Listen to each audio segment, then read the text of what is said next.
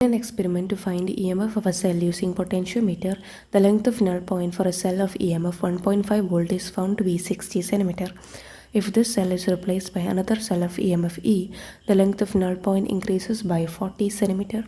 The value of E is x by 10 volt. The value of x is. So we know the relation between EMF and length of the potentiometer null point is E1 by E2 is equal to L1 by L2. Here E1 is given 1.5 and E2 we don't know, that is what we have to find. Then we have initially the length is 60, and when we are replacing with another EMF E2, the length will increase by 40, so 60 plus 40. Now we can rearrange and find E2.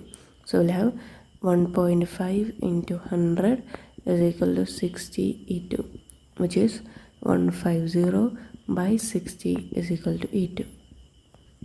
Now we can cancel it. We'll get divided by 30, we'll get 2 and 5. E2 is equal to 5 by 2. But here our answer should be in x by 10 value. So we write x by 10. And to get x value, we have to rearrange. And we'll get equal to 10 into 5, 50, 50 by 2, 25. Our answer is 25.